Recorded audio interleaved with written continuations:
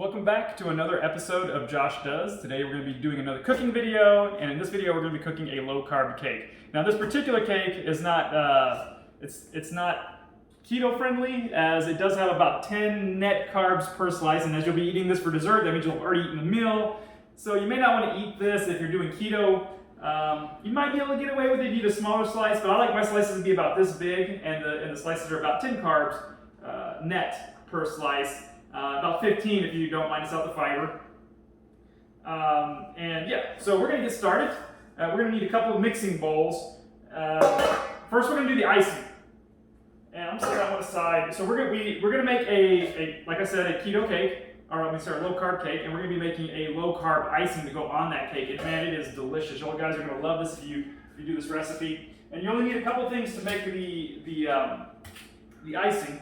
You're going to need a block of cream cheese, and it needs to be, you need to leave this out and let it warm up to room temperature to make it soft. I didn't do that. I didn't do that purposely because I wanted to show, in these videos, we're trying to do everything like the everyday person, and we're pretending that we went to work, came home, forgot to set out our cream cheese, and we planned on making this cake when we came home. So what you can do alternatively is get you a microwave-safe plate.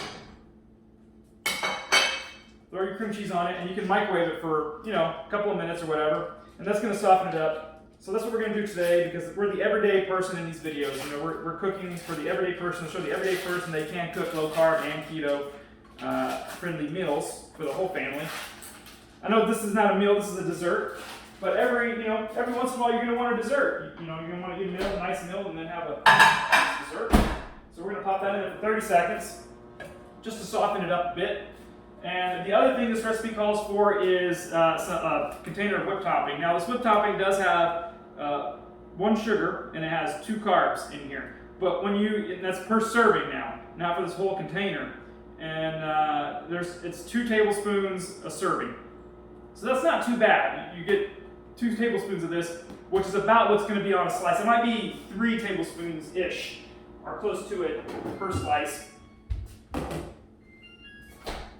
And the cream cheese has 1 carb.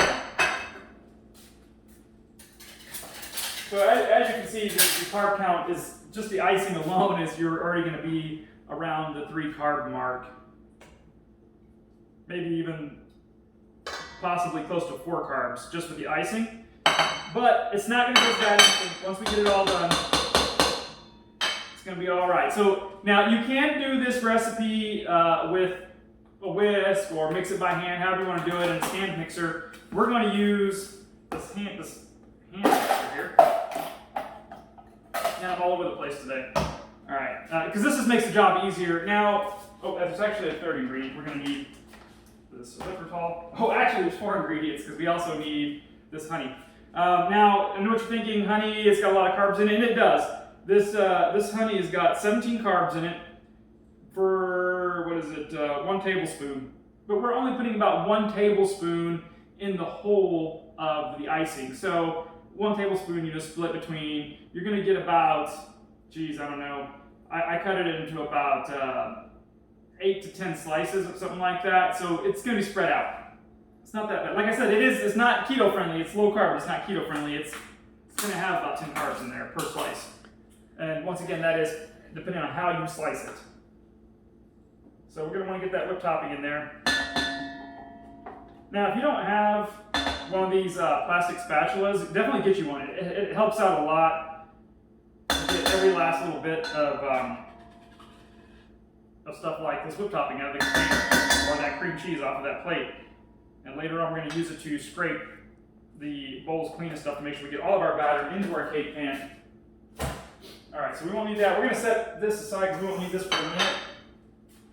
Oh God, I'm horrible. I said it was 2 ingredients, and in actuality, it's 5 ingredients.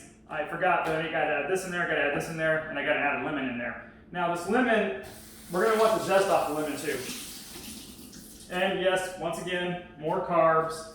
I know. So we already added, carbs from the whipped topping, carbs from the cream cheese.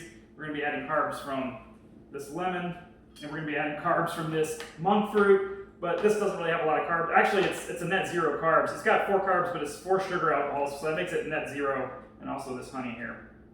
So, okay, this is another little tool that I love.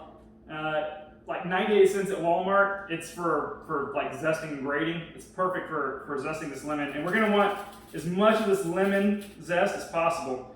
Zoom in here, or come in close, Mary. I just want to show them. Let me zest a little bit of it. Now, when you're zesting something, you don't want the pith. You don't want the white stuff. You just want the yellow stuff on the outside. So, can you see that really good, Mary? Mm-hmm. So you can see as soon as it starts to turn white, you just move on to a new area. You can back up now, Mary. I just wanted to show them what it is I'm scraping off of this lemon, because you don't want the pith, you don't want the white part, because that is very bitter and that will not be, all right, so we had a slight malfunction with the camera. Yeah, I got to bear with us. We're trying to make videos from beginning to end, but what we're recording with is a Samsung S20 Ultra, and whenever we're recording, it just cuts off sometimes. We don't know why. But so there's going to be a tiny little cut in there, and I do apologize for that. But back to what we were doing. Hopefully, you saw up to the part where I started zesting this lemon. And you're going to want to zest to the white part. Once you hit the white part, you stop and move on to a new part of the lemon. But you're going to want to get as much of that in there as possible. And we're going to add just a little bit of that to the icing. All right, and then we're going to save the rest of the zest for the cake batter. So right now, all we did was zest a little bit of the zest into the icing, just a little bit, not a lot. Maybe like a teaspoon worth of zest. Well, here, I'll show you. About a teaspoon worth of zest is in there.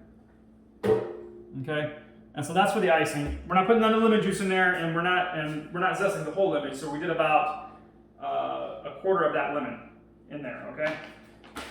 Earlier I was talking about the hand mixer. You know, you can do this by hand, but it's going to be really hard. I'm using granulated monk fruit sweetener, and you have to mix this for quite some time. And to get that monk fruit to dissolve, it takes a while to mixing, and so your hands are going to get tired doing that. So do yourself a favor, pick yourself up a cheap little $10 mixer so you can do this, and you'll have it forever, whatever. So we're putting about a quarter cup of sweetener in this. We're not going to put a lot because it doesn't take a lot. We're also adding honey to it, so it doesn't take a lot of sweetener to do that. And once again, the sweetener it's net zero carbs, so not too good. But we're going to use some of that sweetener also in the cake batter, by the way. So that's why I'm putting it back over here on this side.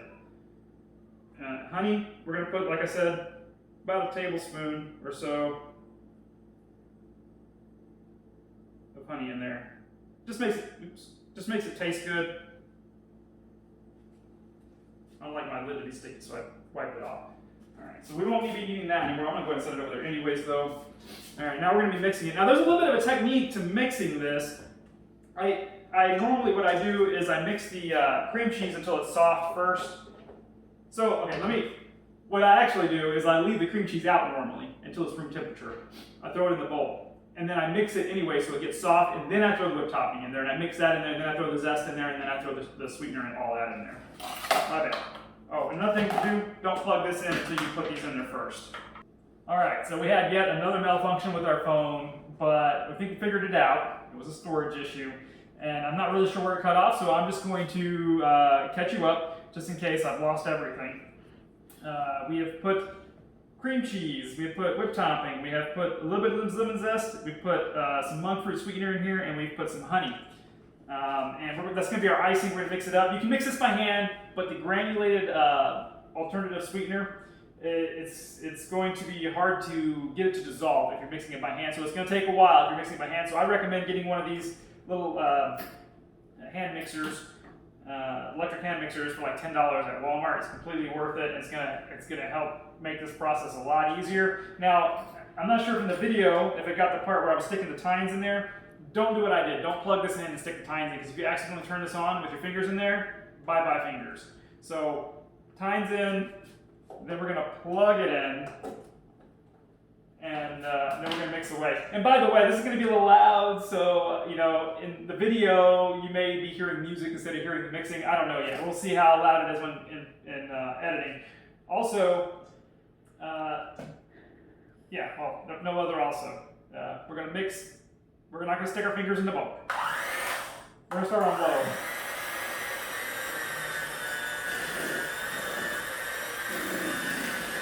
Oh, I know what I was going to say. The other also was, I mentioned it previously, but I don't know if that part's going to get cut out or not because of the malfunction of the phone.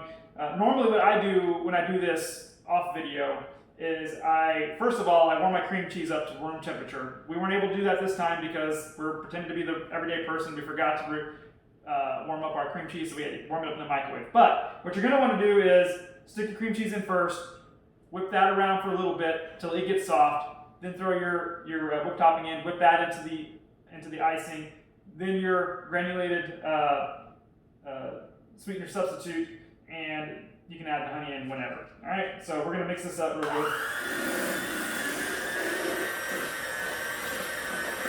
I do apologize, because I've just been off my game. I don't know what it is. We're gonna mix this on low for a little bit, just to get it all incorporated before I kick it into high gear and send it flinging everywhere. All right.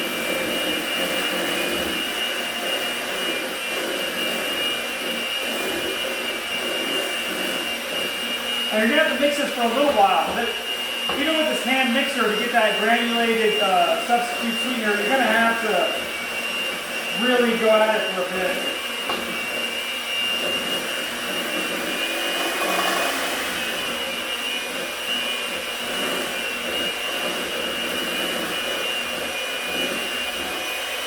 Alright. And I'm going to scrape that down. I'm over here standing on the side of this thing all weird and everything. Let me come back over here. I've been so off my game today. I do apologize if I'm seeming weird today. Let me scrape this down real quick. And you're going to want to do this a couple times while mixing. You want to you're going to want to mix, and then you're going to notice like all of the icing kind of getting stuck to the sides, and you're going to want to scrape it down, and you may even want to scrape it off of the tines. Just make sure you get all that whipped topping incorporated. Just kind of scrape everything down as best you can. You don't got to get it all off, but the best you can, because you want it all in the bowl. And then you're going to want to go back to low, speed it up, go around for a while.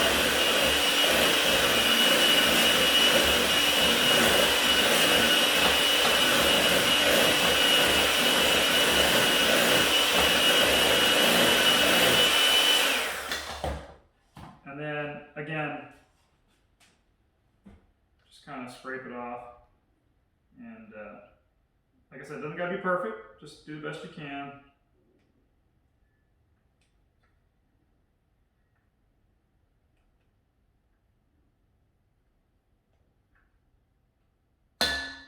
Alright, I'm going to scrape it down one more time, give it one more mix. I don't like to have that granular sandy feeling when I'm eating my cake, so to make sure I get it all in there and dissolved.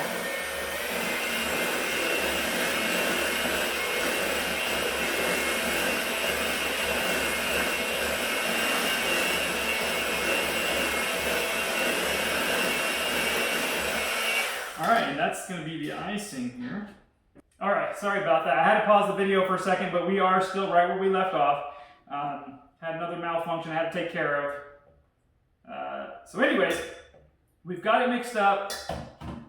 We've scraped the bowl a couple times, mixed it up, make sure all the granulated sweetener is incorporated and dissolved. You don't have to use the same granulated sweetener I did, which is this monk fruit sweetener from Costco. It's not Costco brand, but I mean, we get it at Costco. And yeah, you don't have to use that one. You can use whatever, but I find that stevia makes it bitter.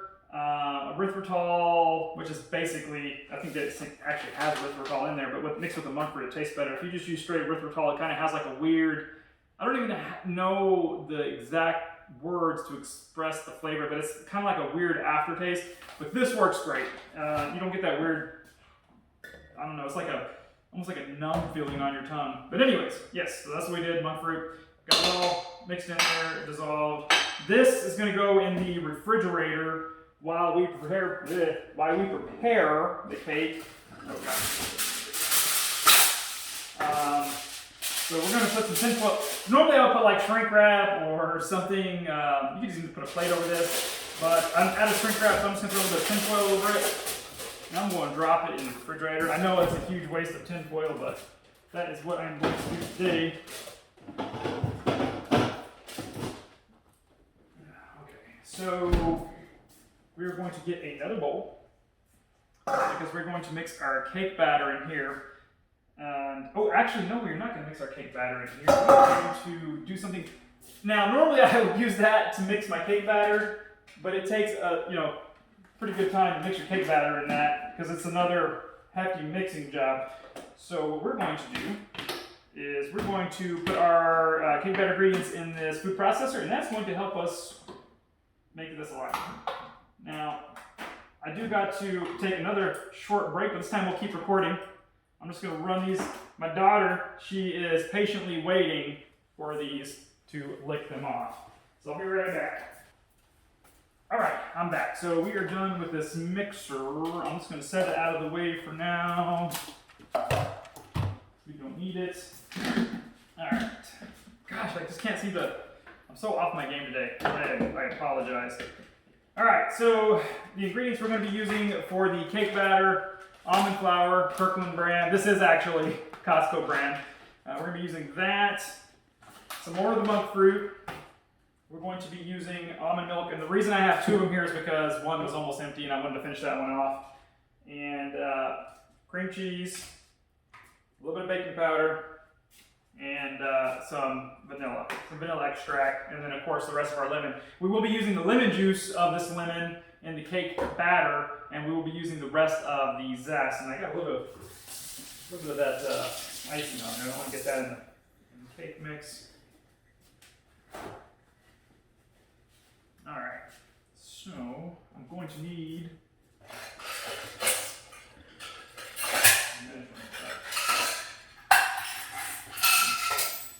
all right. God, I just get my act together today. I feel horrible. I'm not very good at baking. I don't really bake a lot. I do a lot of recipes, but I don't bake. Okay.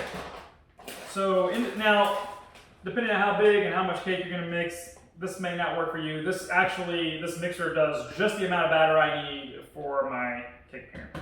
All right, so we're going to go with 2 cups of almond flour. And I'm not going to make it precise, just 2 cupfuls, and it was a little bit mounded over the top. Didn't mound over too far. We're going to leave this handy because after we get all the wet ingredients in there, we are going to have to add a little bit more almond flour. But what I like to do is I like to get the wet ingredients in, the dry ingredients, wet ingredients, get it all mixed up and see how loose it is. And then I judge how much almond flour I add to thicken it up to the right consistency, if that makes sense. One ingredient I did forget is I got to do some eggs in this as well.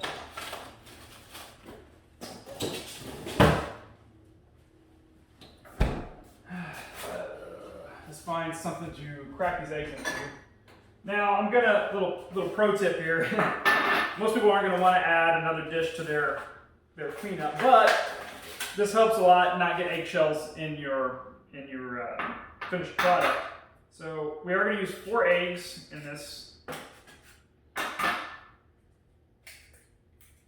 Generally what I do is about 2 eggs per cup of almond flour. In this particular pan that we're gonna use, it takes 2 cups of almond flour and 4 eggs.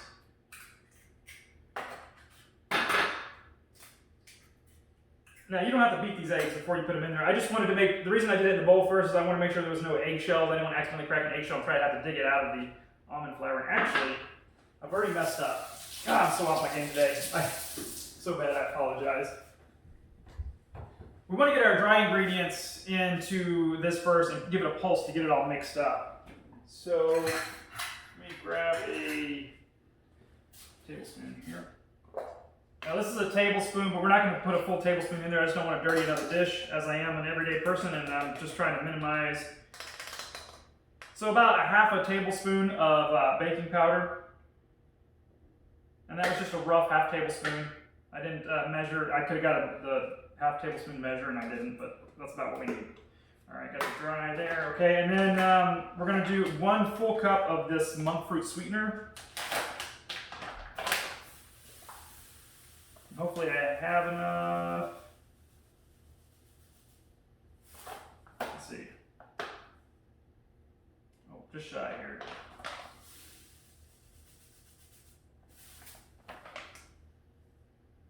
All right, just about a cup there. That goes in. We can start getting some of the stuff out of our way now so it's not so messy over here in our workstation area. So this is our wet ingredients. Don't need this anymore. Don't need that anymore. Eggshells out of here, going in the trash. God, I feel so bad today. Like, I don't know why, something is just off in me today. I feel a little awkward.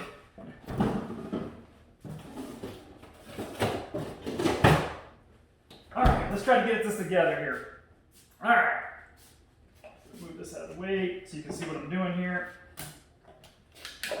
So we got our dry ingredients in there. You can use a food processor to do this as well. You can mix it by hand. You can use the hand mixer. I just find this is the easiest way to get it done. And I'm just doing that to give it, to kind of mix the dry ingredients, because you want that baking powder kind of well incorporated in your dry ingredients. Now we're going to add the wet ingredients. We're going to go 4 eggs. We're going to do, oh, I did still need that tablespoon, didn't I? You threw it in the sink, yep. All right. I got this, no problem. Let's see what we got here. Oh, it's a half a tablespoon, so it's funny because I ended up using a half tablespoon after all. 1, 2, so a full tablespoon of vanilla extract. And then wet ingredients, because we need to, you know what, I still got this bowl and it's still clean. There's nothing in the sink. The sink is still clean. Because I'm going to use this to get the seeds out. Oh, you know what? I almost messed up. We want to finish zesting this lemon before we squeeze it. So we're going to go ahead and just, as per earlier when we did the zest for the topping, the icing, we're just going to zest it down till you hit the white stuff, and then you're going to stop. And this time you want what's left of the zest. So, was that 3/4 of a lemon there, fully zest.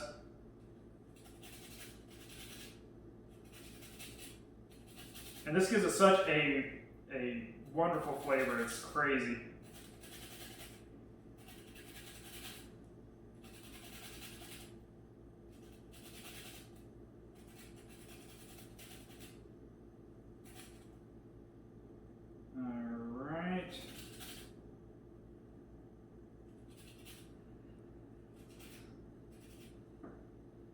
Okay, so that's we've got it mostly zest. I don't know if you can see that on the camera.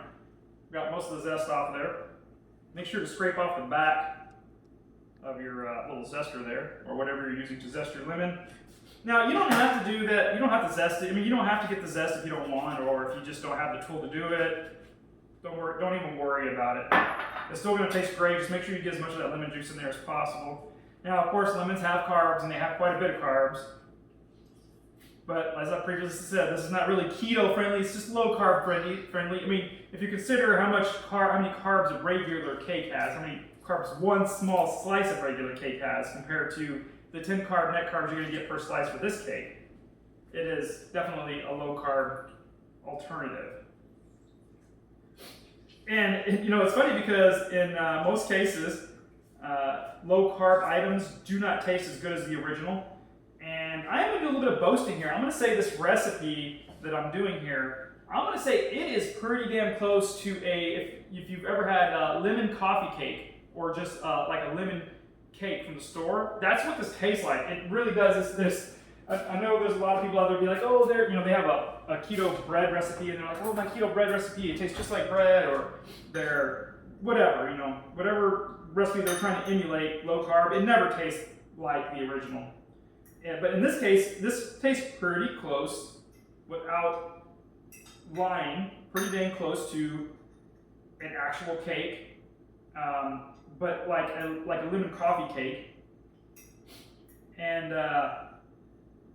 yeah, I mean, the texture's pretty much the same.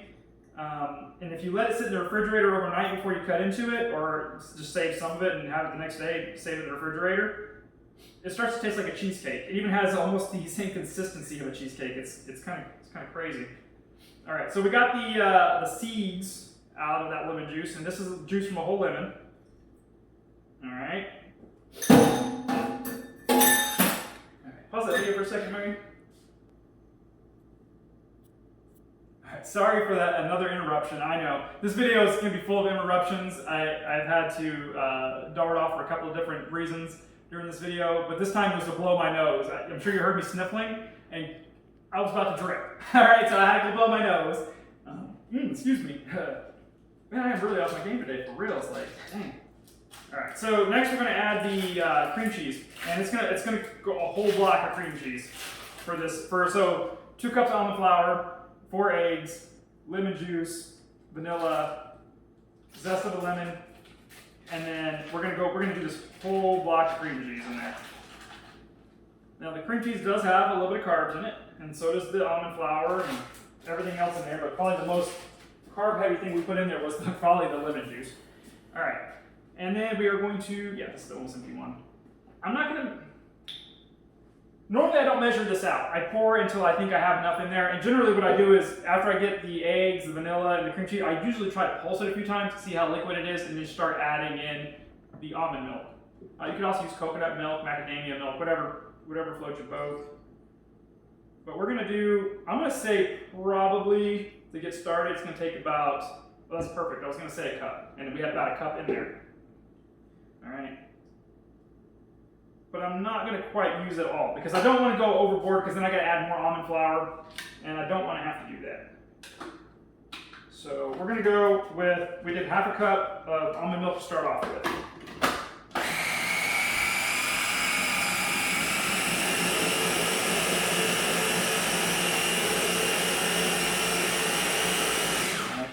And you're going to have to scrape it to get it to mix properly. And you're going to have to like shove stuff down in there if you use a food processor like I did. But let me tell you, using the food processor is a lot easier than mixing it by hand. And at the very least, use a hand mixer, just to make your life easier. Now it is going to need the rest of that milk to get that cream cheese incorporated.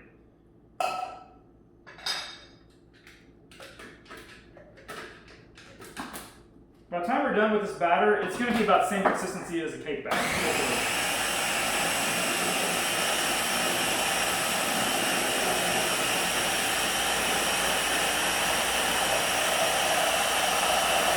Coming close, man. If you're looking at your food processor, you'll see like there's going to be a little bit of stuff stuck to the side. It's fine. You'll see there's a little stuff stuck to the side. We're going to scrape that down, but you can back out. I just wanted to show you because I did have some stuff stuck to the side, but eventually it'll all get taken down. All right. And once again, if that was loud, you probably heard music and not me talking just then. All right.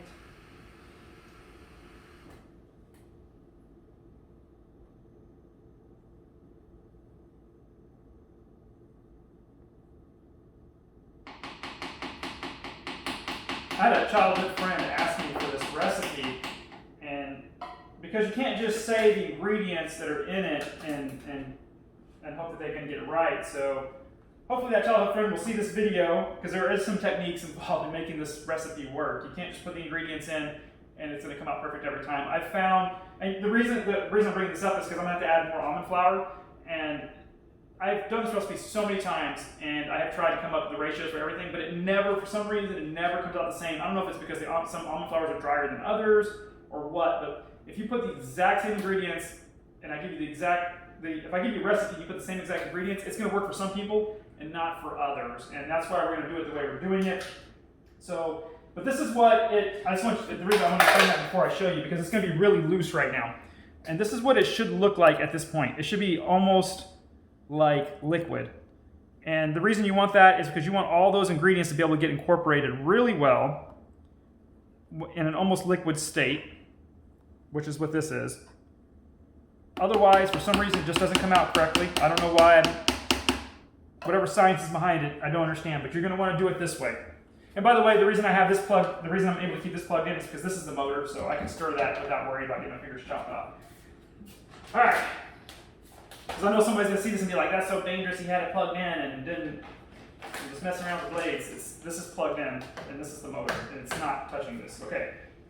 And now we're going to get a cup of almond flour, and we're not going to add a full cup. We're just going to add a little bit at a time. So I did about three-fourths more of a cup in there just now. Once again, if you take all the ingredients I'm putting in here and you try to make a recipe out of it, it's not going to come out the same for everybody. I promise you. I've done this recipe enough times to know that it will not come out the same. You need to get it to a liquid state, have your almond flour ready to go, and gradually keep adding it in.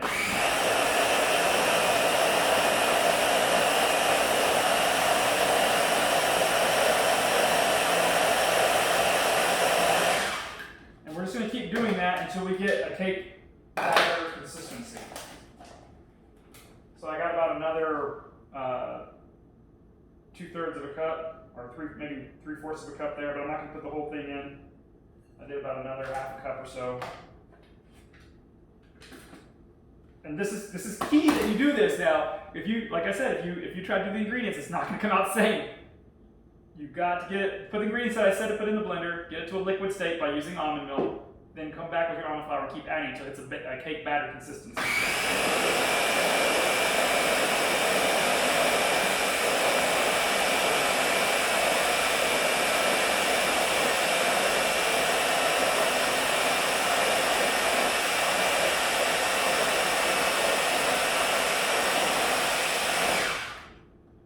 Now you see why the food processor or hand mixer is important. It's key because this takes a lot of mixing and a lot of going back and forth.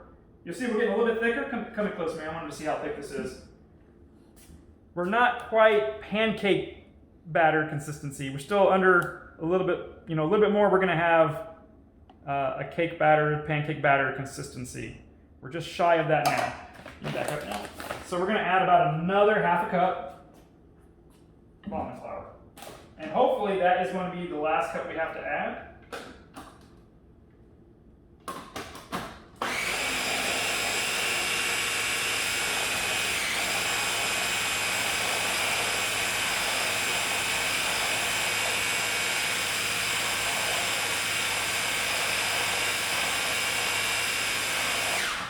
All right, let's check that out. Let's see. Oh yeah. Just about there. I'm gonna have to add like another 1/4 cup to a half a cup, but yeah. Oh, you want to see? Come in close. See, it's getting there. It needs to be a little bit stiffer than that. Not much more stiffer. Tiny bit. I'm gonna go ahead and start my oven, and we're gonna bake that at 350. And when it goes in the oven, it's gonna go in there for about 45 minutes. I need to get that pan. So this is the size pan we're using. I don't know the dimensions. It's just like a standard round cake pan. We're going to need to grease that though before we put that in. Probably 9-inch. Probably 9-inch, yeah. All right, so we're doing about another. I scooped out about half a cup, but I'm not going to put the full, because I don't think it's going to take another full half cup to make it the consistency I want. So I did about another 1/4 cup just then.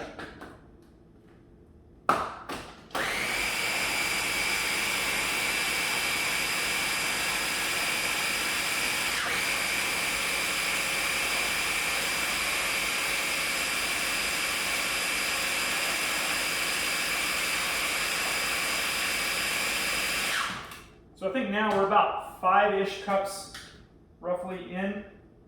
Oh yeah, there we go. Very cake batter consistency. I don't know how well that comes out on camera, but it is pretty dang close to a cake batter at that point. I'm gonna go ahead and do that last 1/4 cup, and that is gonna be it. And for sure, we are ready to grease a pan and put a cake in a pan.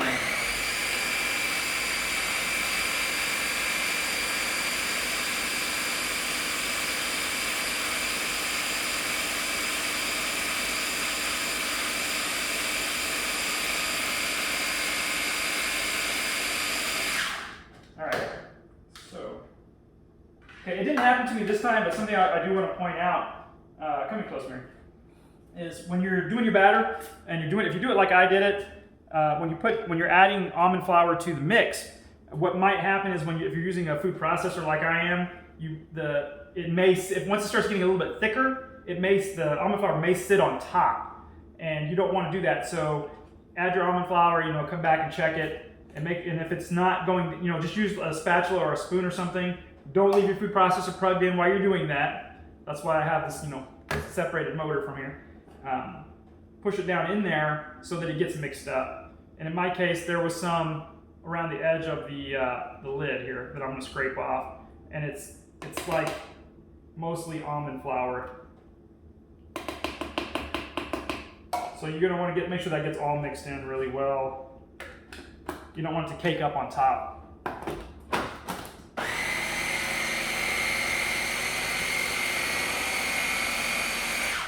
And I don't know if you can hear that in the video or not, but the motor's starting to bog down. And that's another way I know when my batter is right consistency, is when it gets thick enough to slow the motor, it's ready to go. All right, so we're going to unplug this, get this out of the way, a little less crowded. All right, we are done with the almond flour at this point.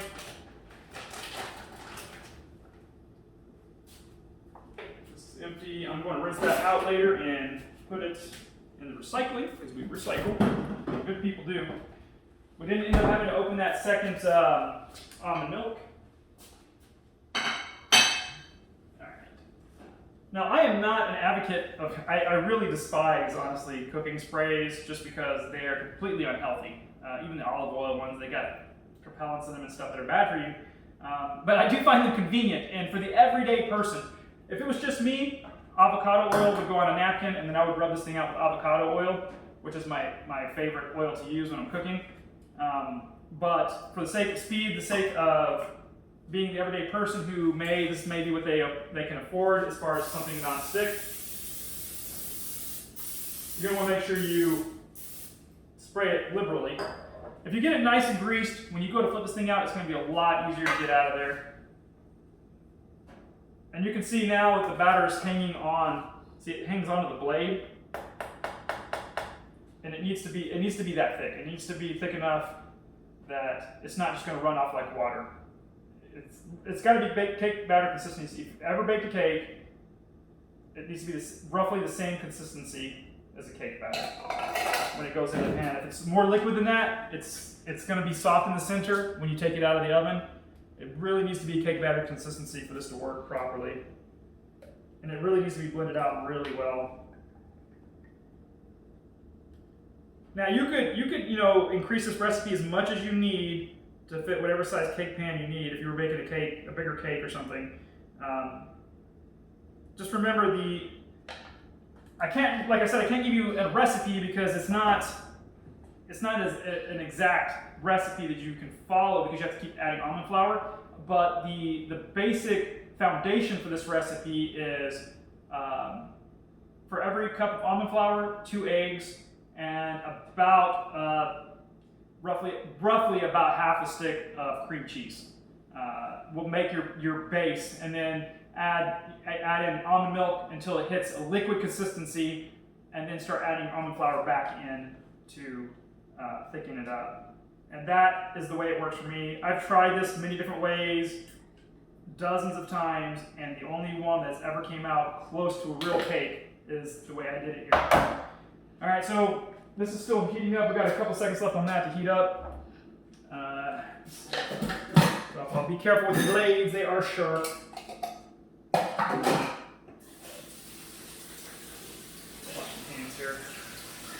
You do give your pan a jiggle to try it, because once it gets to a certain thickness, it tends to hold on to air bubbles, which is fine because you kind of want it to be light and airy, but you don't want those huge air bubbles in there messing up your cake. So kind of give it a little bit of a jiggle. And this is what it should look like when it's in the pan.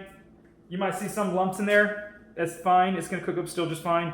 But you want it to be able to kind of almost a, let's say it was like a jello jiggle, right? Yeah. Something like that? Okay.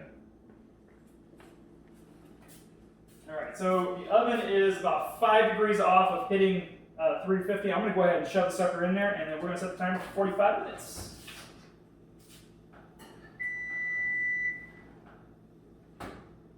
All right, and then 45 minutes. Somewhere between 40 and 50 minutes, but 45 seems to be the sweet spot, so that's where we're going. I'm sure you heard the beep of the oven. It actually hit 350 before I got the cake in there. I am going to set this camera up for time lapse now, and we're going to let you watch the cake cook, because what we're trying to do here is beginning to end, but there's no way for me to sit here and talk to you for the next hour for this to cook, and then it takes another hour for it to cool. By the time you come back, the cake will have cooked in time lapse. There's no reason for me to run time lapse while the cake is cooling, so you won't see that part. So by the time I come back, the cake will have been in the oven for 45 minutes, and it will have cooled for another hour. The cake needs to be cool. What I generally do is I get like a stand fan, like a fan on a stand, and I put it on there to help it cool faster, and it still generally takes about 30-40 minutes, even with the fan blowing on it, and it will need to cool. Before you put that icing on there, the cake needs to be cool. If you put that icing on there when the cake is hot, your whipped topping is going to melt, and you're going to end up with more of a bread pudding than a cake. So when we come back, keep in mind, you'll get to see the time lapse of the cake cooking. You won't get to see time lapse of the cake cooling, but roughly almost 2 hours will have passed. All right, so we'll catch y'all back here in about, well, for you it'll be a few seconds, maybe a minute or so, for us it'll be 2 hours. Catch you then.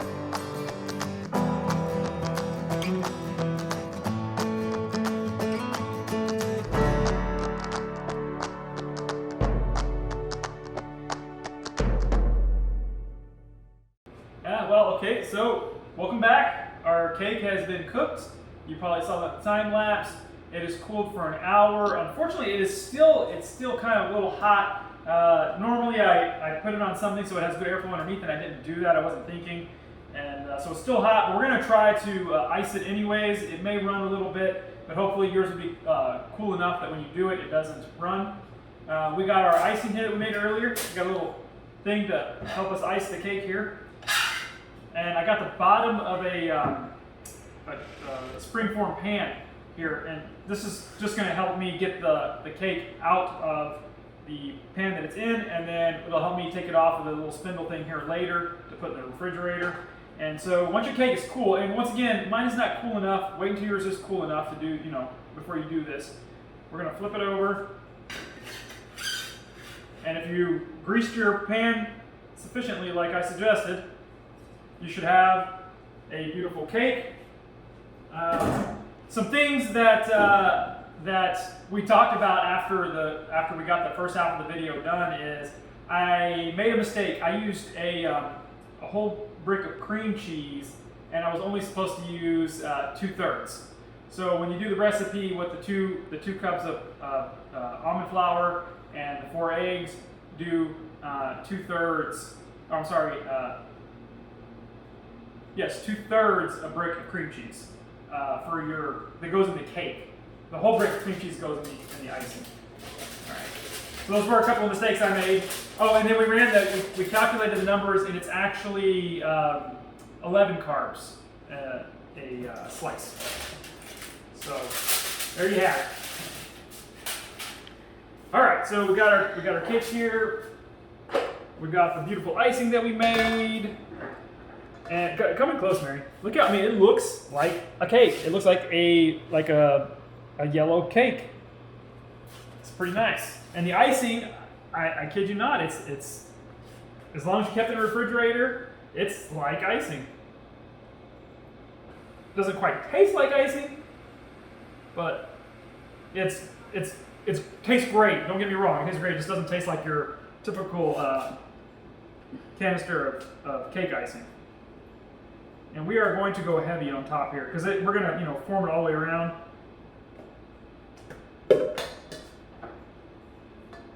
And depending on how many carbs you're counting per day, you may want to thin this out pretty thin. I'm going to go kind of thick. I do low carb, but I don't really do keto, so I'm going to go kind of thick because I don't mind those few extra carbs from the icing.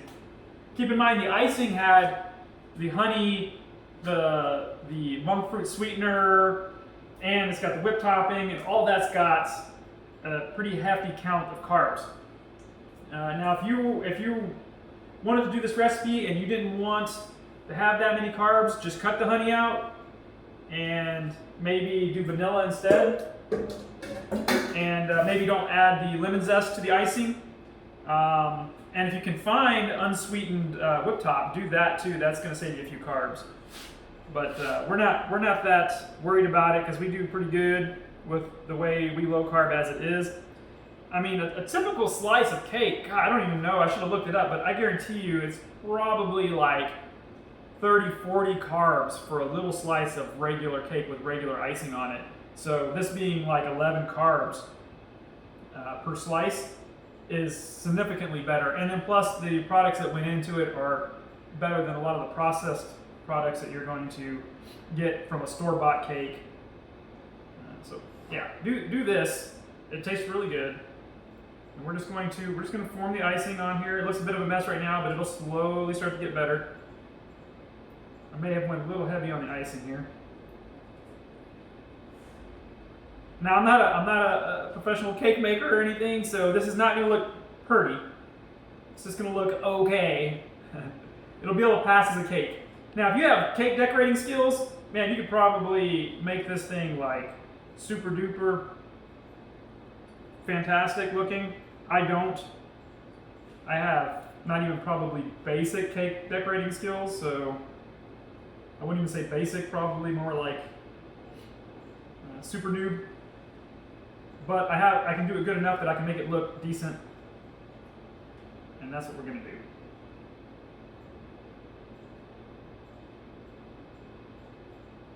Now you don't need one of these fancy little cake spinner thing, table spinner things here like I had. The only reason I even use this thing is I found it at a discount store one day for like $2. It came with the whole set, the spindle, all the cake decorating attachments and everything for like $2. I couldn't pass it up for that price. So that's why I have this. You don't necessarily need this. You could easily just do this on a plate or on a platter or something.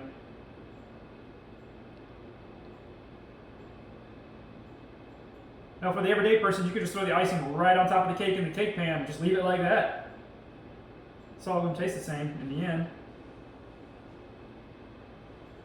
But for the sake of the video, I'm trying to make it look presentable.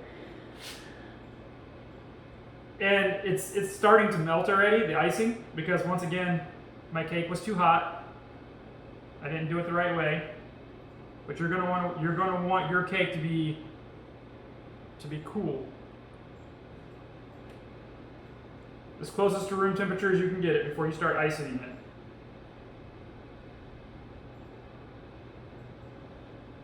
It's actually holding up surprisingly well despite the heat. Because not only is the cake hot, because I did the cake, had the oven running, and then I turned around when this was cooking and cooling off, I made dinner, ate dinner, so it's a bit warm in here. It's probably a good 80 degrees in our house right now with all these lights that we have for the cameras and everything. And then the cooking and everything, the cake is hot. So my icing is melting and it's still holding up pretty well. But you definitely want to let your cake cool off the best you can before you ice it.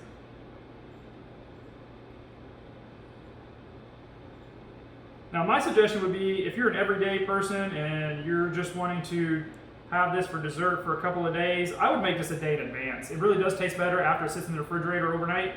You can eat it right now as is, but it really does, it tastes better after the flavors have had a chance to meld or mellow, or I don't know what you want to call it, but when they mix together, man, let me tell you, this tastes really good.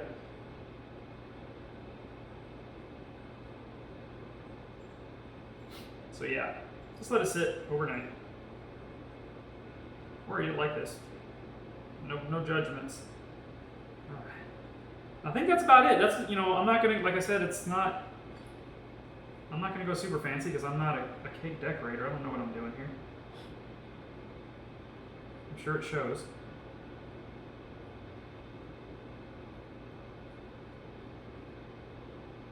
I'm just trying to smooth these edges out a little bit here.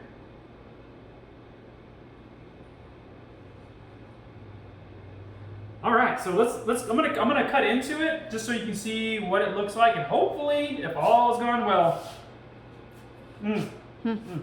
Oh, the wife says give it to her. She said so that means give it to her. All right, so let me get something I can cut a cake with here. I don't have one of those little fancy cake or pie cutter things, but I am going to cut a slice out of it, and you can now. For you, what you're going to want to do is you're going to want to cut it into quarters, and then turn those each quarter into 3 slices. So if you do that, you end up with, was it 12, Mary? Mm-hmm. Yeah. So quarters, and then 3 slices each quarter. You're going to end up with 12 slices. That's going to be 11 carbs for each slice. Us, we like ours a little bit bigger than that. So what I'm going to do is I'm going to cut the cake into thirds. Like, let's see, so it would be 1, yeah, okay. So like this. Oops. I don't want this thing to fall now. That'd be horrible. So I'm cutting this cake into thirds because we like our slices a little bigger, and we're not counting carbs as heavy as some people do. And so for us, because we're gonna have this for 3 days. All right. Now these got to be cut into 4 slices because there's 4 of us, but the kids don't eat as much as, whoa, that slid right off there. Kids don't eat as much as me and the wife. So what I do is I cut 2 big slices for me and the wife, and then I cut 2 smaller pieces for the kids. Now, this slice is going to have more than 10 carbs, okay, or more than 11 carbs. This slice right here would have about 11 carbs. This is what you got right here. Okay, and there you go. There is a low carb, I would call it a low carb lemon vanilla cake with a lemon cream cheese icing. And with that, guys, we're gonna catch y'all next time. I did make a lot of mistakes. I apologize, I made a lot of mistakes this round. I was off my game. I was off on my counts and everything. But for the most part, you get the gist of it, how to make it.